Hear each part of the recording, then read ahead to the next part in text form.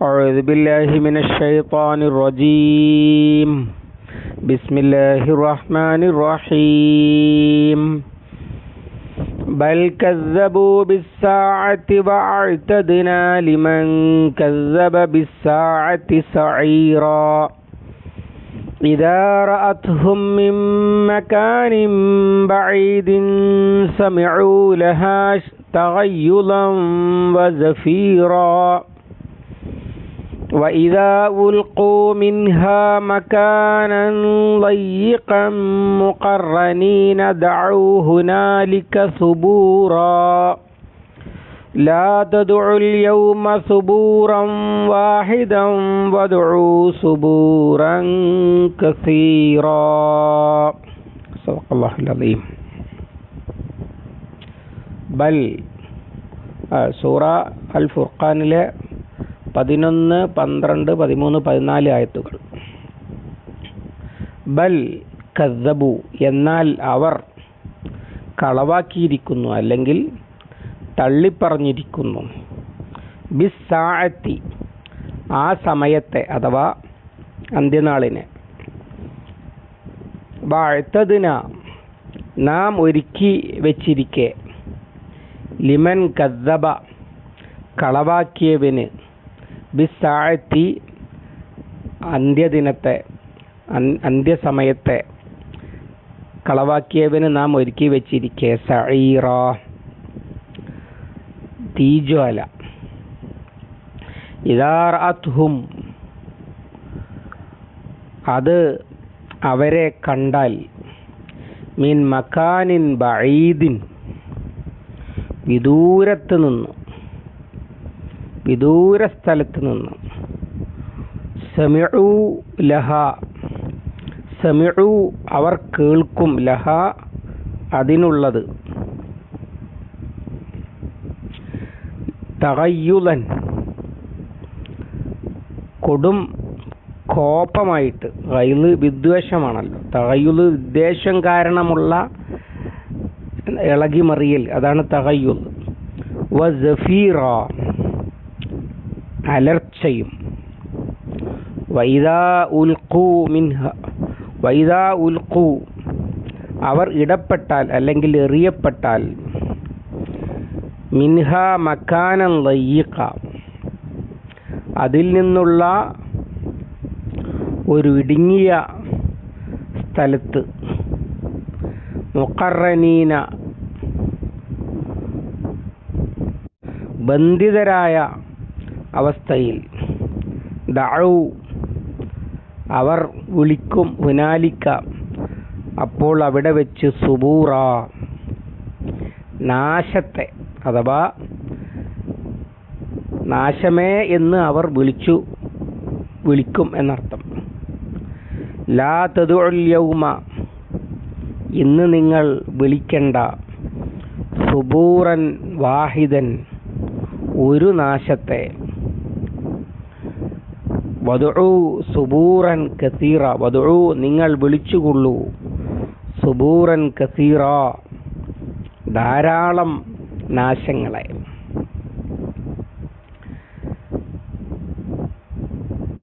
പരിശുദ്ധ ഖുർആനിനെ തള്ളിപ്പറയുകയും അത് കൊണ്ടുവന്ന റസൂൽ സല്ലല്ലാഹു അലൈഹി വസല്ലമയെ പരിഹസിക്കുകയും ഒക്കെ ചെയ്ത ആളുകൾ, അവർക്ക് ഇത് അള്ളാഹു ഇറക്കിയ ഗ്രന്ഥമാണ് എന്ന് ബോധ്യപ്പെടാത്തതല്ല യഥാർത്ഥത്തിൽ പ്രശ്നം. പിന്നെ എന്താണ്? ബൽ കസ്സബൂ ബിസ്സാഅ അവർ പരലോകത്തെ കളവാക്കിയിരിക്കുകയാണ്. മക്കാ മുശ്രിക്കുകളുടെ നിലപാട് ഖുർആൻ പറഞ്ഞത് നേരത്തെ നമ്മൾ പഠിച്ചിട്ടുണ്ട്. ഇൻ ഹിയ ഇല്ലാ ഹയാത്തുന ദുനിയ നമൂതു വനഹ്യ നമുക്കാകെ ഈ ഒരു ജീവിതമേ ഉള്ളൂ. നമ്മൾ മരിക്കും, ഇപ്പം നമ്മൾ ജീവിക്കുന്നു. അതുകൊണ്ട് എങ്ങനെയെങ്കിലും ജീവിതം ആസ്വദിക്കണം, ഈ ഒരു ജീവിതം തന്നെയുള്ളൂ എന്നൊക്കെയുള്ള നിലപാടാണ് മക്കാ മുശ്രിക്കുകൾക്ക് ഉണ്ടായിരുന്നത്. മരണാനന്തരം ഒരു ജീവിതമുണ്ട് എന്ന് പറയുന്നത് ഒരു ആശ്ചര്യകരവും അത്ഭുതകരവും ആയ കാര്യമായിട്ടും നടക്കാത്ത കാര്യമായിട്ടൊക്കെയാണ് അവർ പറഞ്ഞിരുന്നത്. ഈ ദ്രവിച്ചുപോയ എല്ലുകളെ പിന്നെ ആര് ജീവിപ്പിക്കാനാണ് എന്നൊക്കെ ചോദിച്ചത് ഖുർആൻ പരാമർശിക്കുന്നുണ്ട്. എല്ലാ കാലത്തും ഇസ്ലാമിനെതിരെയുള്ള എതിർപ്പിൻ്റെ അടിസ്ഥാന കാരണം അതാണ്. യഥാർത്ഥത്തിൽ പരലോകത്തെക്കുറിച്ച് പറയാത്ത ഒരു മതഗ്രന്ഥമോ ഒരു മതാചാര്യനോ യഥാർത്ഥത്തിൽ കഴിഞ്ഞു പോയിട്ടില്ല പൗരാണിക കാലത്തെ. നമ്മുടെ പരലോക വിശ്വാസം ഒരു സാധാരണ കാര്യമായിട്ട് കൊണ്ടു നടക്കുന്ന ആളുകളല്ല ഹൈന്ദവർ. പക്ഷേ ഹൈന്ദവ ഗ്രന്ഥങ്ങളിൽ ഖുർആൻ പറയുന്ന അതേ പരലോക വിശ്വാസം, ധർമ്മം ചെയ്തിട്ട് മരിച്ചാലും സ്വർഗത്തിൽ പോകും, ധർമ്മം ചെയ്യാതെ മരിച്ചാൽ നരകത്തിൽ പോകും എന്നൊക്കെ പറയുന്ന തരത്തിൽ വളരെ വ്യക്തമായി കാണാൻ കഴിയുന്നതാണ്. പക്ഷേ ജീവിതത്തിലേക്ക് വരുമ്പോൾ അങ്ങനെയൊന്നുമില്ല. പരമാവധി ഈ ജീവിതം പുണ്യങ്ങളും പാപങ്ങളും ഒക്കെ ഇവിടെ തന്നെയാണ്, നന്മ ചെയ്താൽ ഇവിടെ തന്നെയാണ് നന്മ കിട്ടുക, ഇങ്ങനെയൊക്കെയുള്ള വ്യാഖ്യാനങ്ങളാണ് സമൂഹത്തിൽ കാണാൻ കഴിയുക. അതിൻ്റെയും അപ്പുറത്താണ് ഇവിടെ പറയുന്ന കാര്യം. പരലോക വിശ്വാസികൾ ആയവർ പോലും മരണത്തെയും മരണാനന്തര ജീവിതത്തെയും മറന്നുകൊണ്ടാണ് പ്രവർത്തിക്കുക. അപ്പം അങ്ങനെ ഒരു ജീവിതത്തെ കണ്ടുമുട്ടാനുണ്ട് എന്നും അവിടെ നിലപാടിൻ്റെ കണക്ക് പറയേണ്ടി വരുമെന്നുമുള്ളത് അംഗീകരിക്കാൻ അവർ കൂട്ടാക്കാത്തത് കൊണ്ടാണ് യഥാർത്ഥത്തിൽ ഇതവർ തള്ളിക്കളയുന്നത്. എന്നാലോ അവരാ തള്ളിക്കളയുമ്പോൾ യഥാർത്ഥ അവസ്ഥ എന്താണ്? വാഴ്ത്തതിനാ ലിമൻ കസ്സബ ബിസ്സാഅത്തി സഈറ. ഇങ്ങനെ പരലോക വിശ്വാസത്തെ അംഗീകരിക്കാൻ കൂട്ടാക്കാതെ ഈ ജീവിതം തന്നെയുള്ളൂ, അതിന് വിരുദ്ധമായി പറയുന്നവരൊക്കെ നുണയന്മാരാണ് എന്ന വാദം എഴുന്നള്ളിച്ചുകൊണ്ടുള്ള അവരുടെ നടപ്പ് സംഭവിച്ചുകൊണ്ടിരിക്കുമ്പോൾ അത് അള്ളാഹു അവരെ കത്തിക്കുവാനുള്ള ജ്വാല ഒരുക്കി വെച്ചിരിക്കുന്ന അവസ്ഥയിലാണ് അവരിത് പറയുന്നത്. അഥവാ അവർക്ക് വേണ്ടിയുള്ള നരകം റെഡിയാണ്. ഉഇദ്ദത്തിൽ കാഫിരീൻ എന്നൊക്കെ പറഞ്ഞതുപോലെ അങ്ങനെ പരലോക നിഷേധികൾക്ക് നരകം റെഡിയായി കഴിഞ്ഞിരിക്കെയാണ് അവർ അങ്ങനെയൊന്നും ഇല്ല എന്ന് പറഞ്ഞുകൊണ്ടിരിക്കുന്നത്. പിന്നെ പറയുന്നത് അതിൻ്റെ ഗൗരവമാണ് നരകത്തിൻ്റെ. ഇദാ റഅതുഹും മിൻ മകാനിൻ ബഈദിൻ സമിഉ ലഹാ തഗയ്യുലൻ വസഫീറ. നരകം വളരെ വിദൂരത്ത് നിന്ന് ഇവരെ കണ്ടാൽ, വിശന്ന് പൊരിഞ്ഞ ആർത്തി പൂണ്ട മൃഗം ഇരയെ കണ്ടാൽ കാണിക്കുന്ന അലർച്ചയുണ്ടല്ലോ. പണ്ഡിതന്മാർ ചിലർ കോവർ കഴുത ഗോതമ്പ് പാടത്തിലേക്ക് ചെല്ലുന്നത് പോലെ എന്നൊക്കെ പറഞ്ഞിട്ടുണ്ടാവും. ദൂരെ നിന്ന് തന്നെ ഇവരെ കണ്ടാൽ നരകത്തിൻ്റെ ഇരമ്പലും ഇളകിമറിയലും അതിൻ്റെ ക്രോധവും ആർത്തിയും എല്ലാം കൂടി അവർക്ക് കേൾക്കാൻ കഴിയും. വളരെ വിദൂരത്ത് നിന്ന് തന്നെ ഇവർക്ക് കേൾക്കാൻ, വിദൂരത്ത് നിന്ന് ഇവരെ നരകം കണ്ടാൽ എന്നാണ്. നരകത്തോട് അള്ളാഹു താല ചോദിക്കുന്നത് അള്ളാഹു തന്നെ പറഞ്ഞിട്ടുണ്ട്, ഹലിം തല എത്തി, നിനക്ക് നിറഞ്ഞോ എന്ന് ചോദിക്കുമ്പോൾ നരകം മറിച്ച് അള്ളാഹിനോട് ചോദിക്കുന്നത് ഹൽ മിൻ മസീദ്, ഇനിയുണ്ടോ എന്നാണ്. അങ്ങനെ ഇവരെ നരകം ഒരുക്കപ്പെട്ടിരിക്കുന്നു എന്ന് മാത്രമല്ല, അവരെ കാത്ത് അക്ഷമനായിരിക്കുകയാണ് നരകം. അതുകൊണ്ട് ദൂരെ നിന്ന് കാണുമ്പോൾ തന്നെ ആർത്തി പൂണ്ട് അത് തിന്നാനുള്ള ക്രോധം കാണിക്കും എന്നർത്ഥം.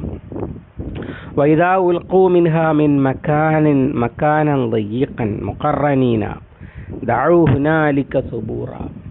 കയ്യും കാലും കെട്ടിയിട്ട് ഇടുങ്ങിയ ഒരു സ്ഥലത്തേക്ക് അവർ ഇടപെടുമ്പോൾ എന്നർത്ഥം. ദഅൂ ഹുനാലിക സുബൂറ, അവർ നാശത്തെ വിളിക്കും. അഥവാ നശിച്ചിരുന്നെങ്കിൽ. പരിശുദ്ധ ഖുർആൻ പല സ്ഥലത്തും പറഞ്ഞ ആശയങ്ങളാണ് ഇതൊക്കെ. വലിയ സമ്പന്നനും അധികാരമുള്ളവനുമൊക്കെയായിരുന്ന ആളുകൾ മാ അഗ്ന അന്നി മാലിയ ഹലക്ക അന്നി സുൽത്താനിയ എന്നൊക്കെ പറഞ്ഞ് കരയുമ്പോൾ അള്ളാഹുവിൻ്റെ ആക്രോശമാണ്. ഖുദൂഹു ഫഗുല്ലൂഹു സുമ്മൽ ജഹീമ സ്വല്ലൂഹു സുമ്മ ഫീ സിൽസിലത്തിൻ ദറുഹുഹാ 70 ദിറാഅൻ ഫസ്ലുകു. പിടിച്ച് കെട്ടിയിടവനെ, നരകത്തിലിട്ട് കത്തിക്ക്, ചങ്ങലയിൽ ബന്ധിക്ക് എന്നൊക്കെയാണ്. 70 മുഴം നീളമുള്ള ചങ്ങലയിൽ ബന്ധിക്ക് എന്നൊക്കെയാണ് അള്ളാഹുവിൻ്റെ ആക്രോശം. അങ്ങനെ കയ്യും കാലും കെട്ടിയിട്ടവനായിട്ട് പിന്നെ ഇടുന്നത് വിശാലമായൊരു തളത്തിലല്ല, പകരം തിരിയാനും മറിയാനും കഴിയാത്ത ഇടുങ്ങിയ കബറ് പോലെയുള്ള ഒരിടത്ത് ഇടപെടുമ്പോൾ പിന്നെ ഇവനെന്താ ചെയ്യാൻ കഴിയുക? ഞാൻ നശിച്ചു പോയെങ്കിൽ എന്ന് വിളിക്കുകയാണ്.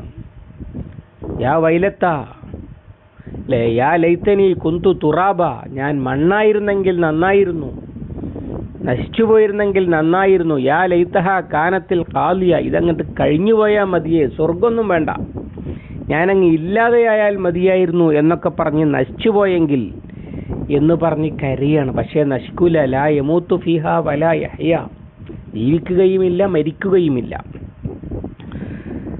അങ്ങനെ മരണത്തെ അല്ലെങ്കിൽ നാശത്തെ വിളിച്ചു ചോദിച്ചുകൊണ്ടിരിക്കും, അഥവാ നശിച്ചെങ്കിൽ എന്ന് വിളിക്കും. അപ്പോൾ അവരെ പരിഹസിക്കുന്ന തരത്തിലുള്ള മറുപടിയാണ്. ലാ തദുഉൽ യൗമ സുബൂറൻ വാഹിദ വദഉ സുബൂറൻ കസീറ, നിങ്ങൾ ഒരു നാശമല്ല ഒരുപാട് നാശത്തിനെ വിളിച്ചുകൊള്ളൂ, ഒരു മരണത്തിനെയല്ല പല മരണത്തിനെ വിളിച്ചുകൊള്ളൂ, അതൊക്കെ ഒപ്പം അനുഭവിക്കുകയാണ് നിങ്ങൾ.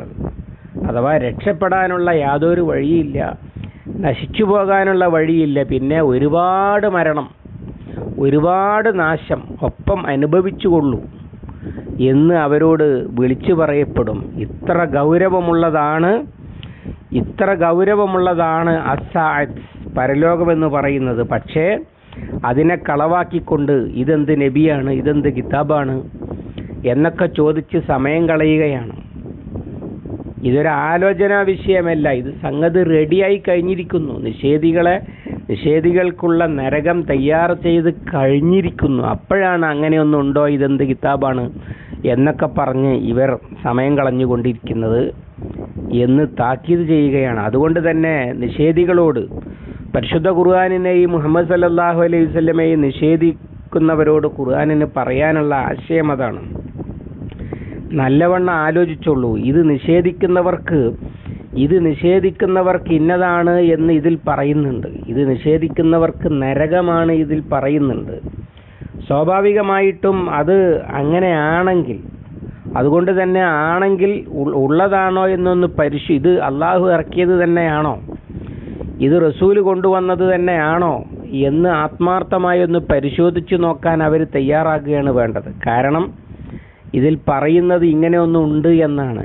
നിഷേധിച്ചവരാണെങ്കിൽ നിഷേധിച്ചവർക്ക് ഇതിൽ പറഞ്ഞത് അവർക്ക് കിട്ടും, അവർ കുടുങ്ങുക തന്നെ ചെയ്യും. അതുകൊണ്ട് തന്നെ കുടുങ്ങാതിരിക്കണമെങ്കിൽ എന്ത് വേണം, അത് ഉള്ളതാണോ ഇല്ലാത്തതാണോ എന്ന് ഇപ്പം തന്നെ പരിശോധിക്കണം. പിന്നേക്ക് വെച്ചിട്ടും തള്ളിക്കളഞ്ഞിട്ടും അവഗണിച്ചിട്ടും കാര്യം ഉണ്ടാവില്ല എന്ന താക്കീതാണ് ഈ ആയത്തുകൾ ഉൾക്കൊള്ളുന്നത്. അല്ലാഹു സുബ്ഹാനഹു വ തആല നമ്മെ എല്ലാവരെയും നരകത്തിൽ നിന്ന് കാത്തുരക്ഷിക്കുമാറാവട്ടെ. അല്ലാഹുമ്മ അല്ലിംനാ മാ യൻഫഉനാ വൻഫഅനാ ബിമാ അല്ലംതനാ റബ്ബനാ സിദ്നാ ഇൽമൻ വഫഹ്മൻ വദിഖത്തൻ വനദറാ. اللهم اجعل القرآن ربيع قلوبنا ونور صدورنا وجلاء حزننا وذهاب همنا وغمنا. ربنا تقبل منا إنك أنت السميع العليم وتب علينا إنك أنت التواب الرحيم واغفر لنا يا غافر المذنبين. وصلى الله على محمد وعلى آله وصحبه وسلم. الحمد لله رب العالمين.